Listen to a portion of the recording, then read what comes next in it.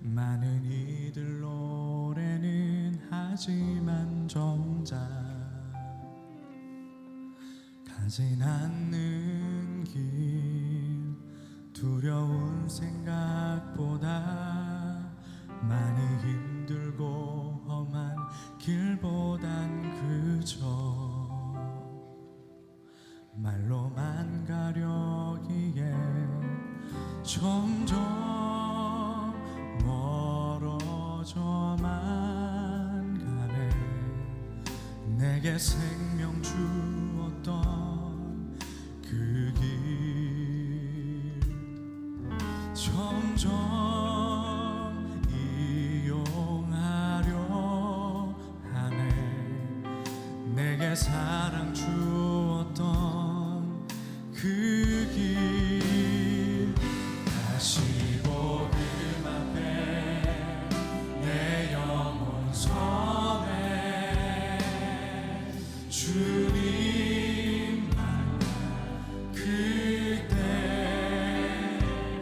나 다시 돌아가서 주님께 예배하며 다시 십자가의 길로 가길 원합니다. 처음부터 찬양합시다. 많은 이들 말하고 많은 이들 말하고 많은 이들 노래는 하지만 정작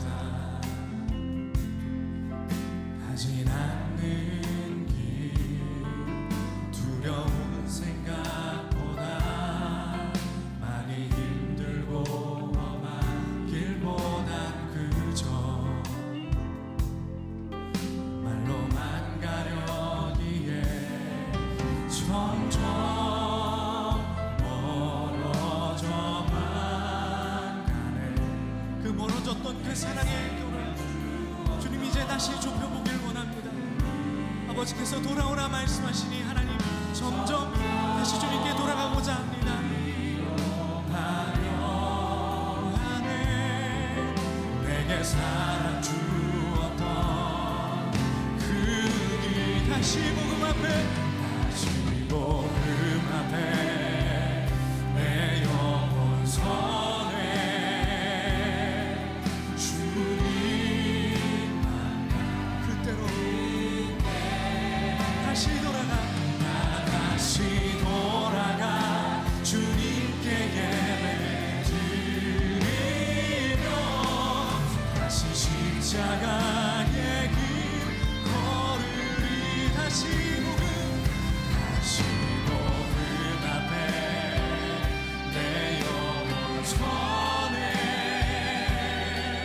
주님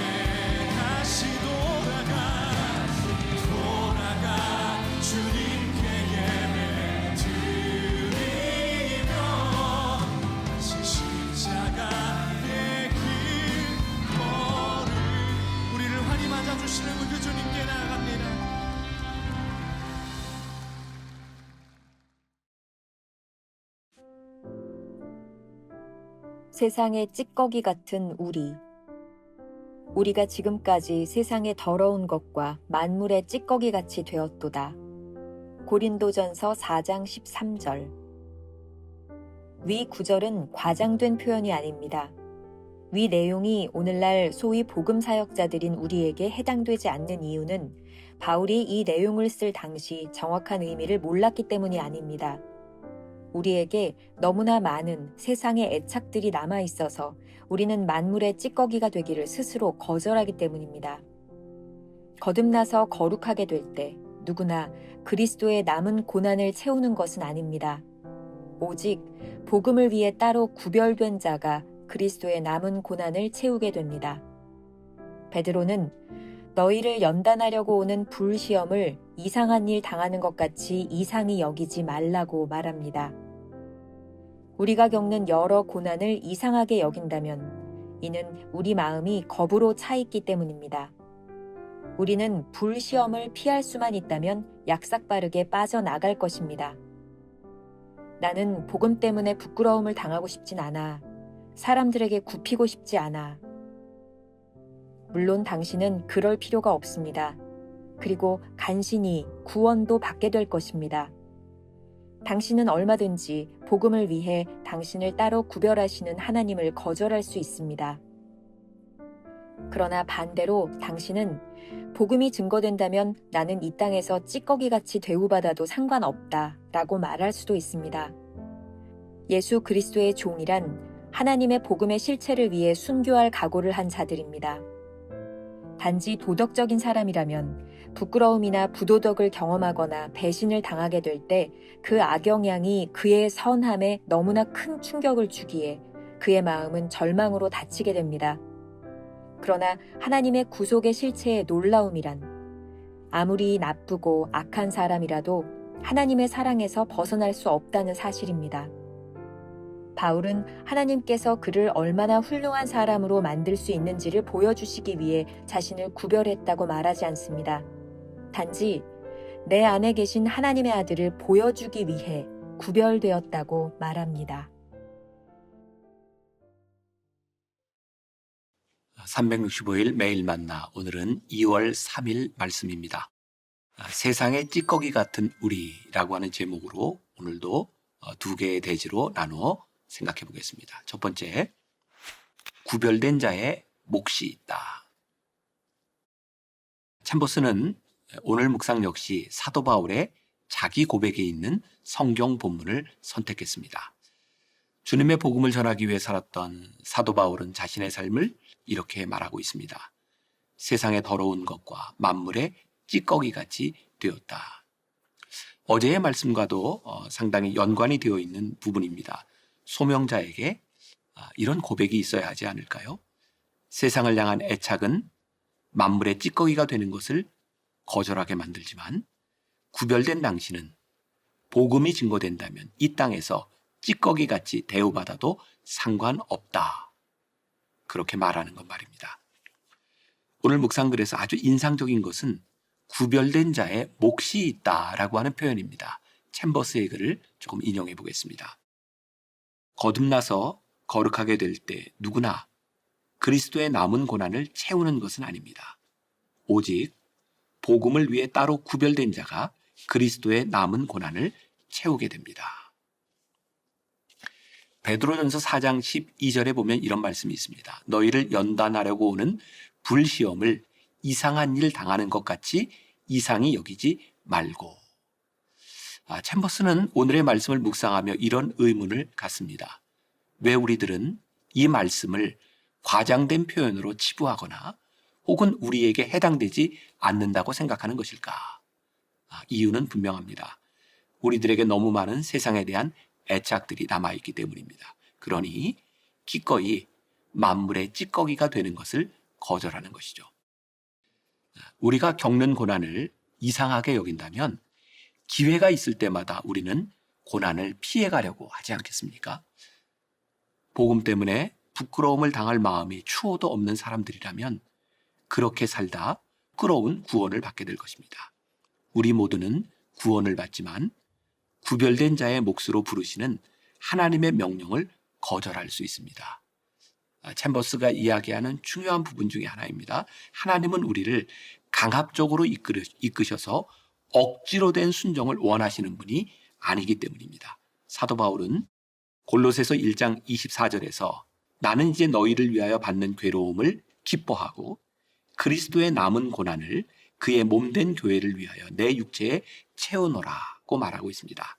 남은 고난은 추상적인 것이 아닙니다. 그리스도를 위하여 제자의 삶을 살 때 실제적으로 우리들의 삶에 찾아오는 고난이 있습니다. 오늘 여러분들에게 그런 질문을 던지고 싶습니다. 여러분들이 그리스도의 제자로 사는 것 때문에 여러분들에게 찾아오는 고난이 무엇인가? 제가 참 좋아하는 작가인데 쉐인 클레어번이라고 하는 젊은 목사님입니다. 그분이 믿음은 행동이 증명한다 라고 하는 책을 썼는데 거기에 아주 인상적인 구절이 나옵니다. 이런 글이었던 것 같아요. 우리가 누군가를 위해 선한 일, 착한 일을 하면 세상에서 칭찬을 받습니다. 그러나 예수님처럼 살면 우리도 십자가에 못 박히게 될 것입니다. 구별된 자는 주님이 나가신 고난을 마땅히 같이 당할 각오가 되어 있는 사람입니다. 우리가 기억해야 될 한 줄 노트. 그리스도를 위해 받는 고난은 결코 낭만적인 일이 아닙니다. 두 번째 주제, 찌꺼기같이 대우받는다는 것은 사도 바울은 어떻게 만물의 찌꺼기같이 됨을 마땅히 여기게 되었을까요? 복음이 전파된다면 이 땅에서 어떤 대우를 받아도 괜찮다, 상관없다라는 마음이야말로 참된 종의 모습이 아니었을까요? 이러한 신앙을 가진다는 것은 단순히 도덕적인 신앙에 머무르려는 사람들과 확연하게 구별되는 것입니다. 도덕적 신앙에 머무르는 자들의 특징은 무엇일까요? 이러한 사람들은 자신의 선함에 악 영향을 미치는 일에 대하여 견디지 못합니다. 그래서 늘 사람들의 평판이 자신들의 행동을 좌우하게 됩니다. 그러니 기꺼이 찌꺼기가 되려는 마음이 없는 것입니다. 입으로는 늘 하나님의 영광을 위하여라고 말하지만 사실은 자신의 영광을 위하여 살기 때문에 그 어떤 것도 포기할 준비가 되어 있지 않는 사람들입니다. 찌꺼기같이 대우받는 것을 기꺼이 감수했던 사도 바울의 모습을 챔버스는 이렇게 말을 합니다. 바울은 하나님께서 그를 얼마나 훌륭한 사람으로 만들 수 있는지를 보여주시기 위해 자신을 구별했다고 말하지 않습니다. 단지 내 안에 계신 하나님의 아들을 보여주기 위해 구별되었다고 말합니다. 생각나는 말씀이 있습니다. 빌립보서 1장 20절. 나의 간절한 기대와 소망을 따라 아무 일에든지 부끄러워하지 아니하고 지금도 전과 같이 온전히 담대하여 살든지 죽든지 내 몸에서 그리스도가 존귀하게 되게 하려 하나니. 챔버스의 전기, 오스왈드 챔버스의 순종을 읽다 보면 이런 표현이 어떨까 모르겠어요. 정말 숨이 턱 막히는 그런 순간이 있습니다. 1917년 43살의 나이로 세상을 떠나기 몇 달 전 그의 편지에 여전히 활력이 넘치는 역동성이 느껴지는 그 편지의 내용들이 있습니다. 그런데 그 편지와 함께 실린 1917년 9월 챔버스가 세상을 떠나기 전 그의 모습을 보면 주름이 깊게 파인 그의 얼굴에 피곤함이 역력히 묻어납니다. 그가 얼마나 자신의 삶을 불태우고 있는지를 보여주는 모습입니다. 그렇게 두 달이 지난 11월 맹장 수술의 후유증으로 챔버스는 하나님의 부르심을 받습니다. 정말 허무했던 것은 수술이 잘 됐다고 생각을 했는데 그리고 많은 사람들이 기도하며 그가 더 쓰임받기를 원했는데 하나님께서 그의 영혼을 거두어 가셨다는 것입니다. 그때 생각나는 말이 그리스도의 남은 고난이었습니다. 그는 기꺼이 자신에게 주어진 자신의 몫의 고난을 받았다는 생각이 들었습니다. 그리고 그 고난의 몫이 오늘 이 말씀을 묵상하고 있는 우리들에게 남겨진 것이다 라는 생각이 들었어요. 그 선택의 몫은 오늘 우리들에게 남겨져 있습니다. 가까스로 구원받은 부끄러운 성도가 되든지 하나님이 원하시는 제자가 되어 기꺼이 세상의 찌꺼기 같은 존재가 되든지 그 선택은 우리에게 달린 것입니다. 이 상태가 되는 것이 복음을 위해 구별된 자가 되는 것입니다. 우리가 기억해야 될 한 줄 노트. 만물의 찌꺼기같이 되라고 우리를 부르셨다는 것을 잊지 않는다면 우리도 기꺼이 부르심에 합당한 삶을 살 수 있을 것입니다. 오늘 이런 질문으로 하루를 살아가 보면 어떨까요? 우리에게 주어진 몫의 고난은 어떤 것일까요? 기도하겠습니다. 오늘 말씀을 통해 그리스도의 남은 고난을 생각합니다. 기꺼이 복음을 전하는 일에 찌꺼기같이 되어도 상관없다고 고백했던 사도 바울처럼 우리가 그리스도의 남은 고난을 담당함에 있어서 찌꺼기같이 되어도 괜찮습니다. 그렇게 고백한다면 구별된 자의, 남은 자의 몫을 우리도 살 수 있지 않겠습니까?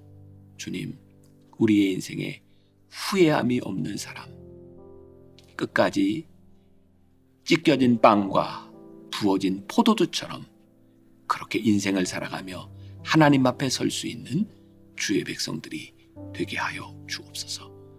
예수님의 이름으로 기도했습니다. 아멘.